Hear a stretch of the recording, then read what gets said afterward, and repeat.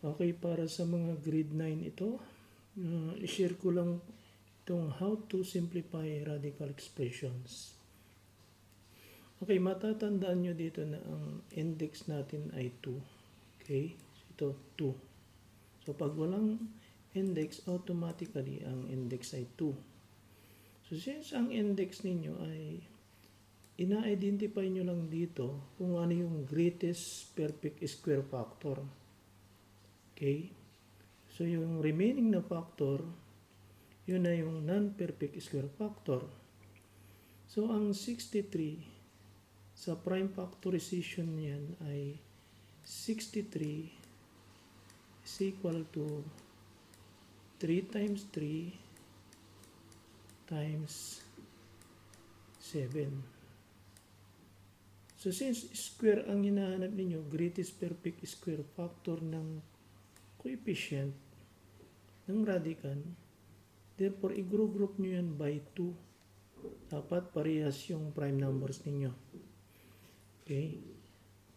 So, ang factors nyo na dito ay sa coefficient, ang greatest perfect square factor nyo ay 3 times 3, which is equal to 9. So, isusulat nyo dito ang 9. Okay. Dito naman sa variable na una, x raised to 6, dapat yung exponent mo dito na 6 ay multiples nung nandun na index. Okay? So, ano yung greatest?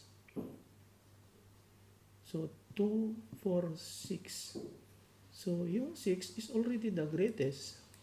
X raised to 6. Okay? How about y raised to 3? So, since y raised to 3, ang multiple ng index ninyo dyan ay only yung y squared. So, 2, 4. Pag 4, sumobra ka na. So, therefore, only consider the y squared. And then, your non-perfect square factor is the remaining factor which is equal to 7. Ito. Okay. 7. And then, what is the remaining from y raised to 3? So, since the other factor is already y squared, is only y. So, y cubed divided by y squared equal to y. Okay, so, square root of 9 is equal to 3. Square root of x raised to 6. So, pwede nyong i-divide ito. 6 divided by the index 2.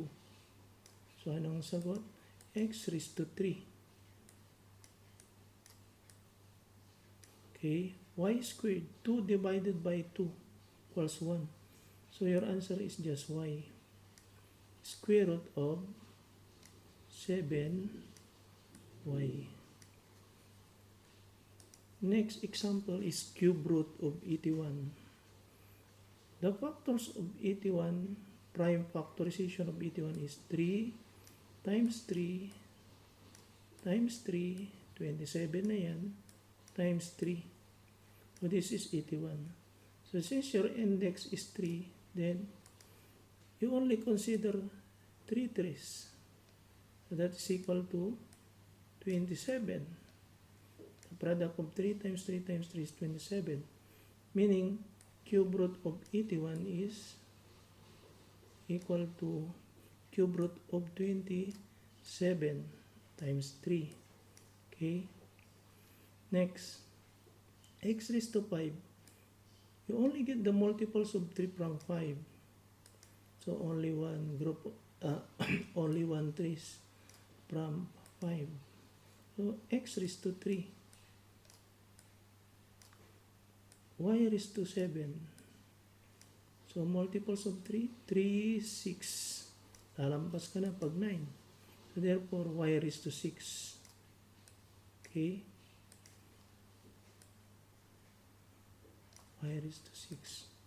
So, your non-perfect cube factor is the remaining, which is equal to 3. So, in terms of the variable x, may exceed tayong dalawa.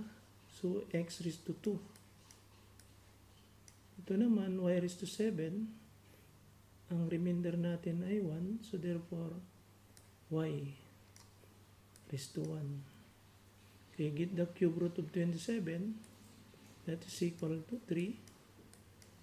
X is to 3 divided by 3 is equal to 1. So x, y, 6 divided by 3 is equal to 2. So therefore, that is y squared. Then you just copy the non-perfect cube factor, which is equal to the cube root of, so the non-perfect cube factor is 3x squared y.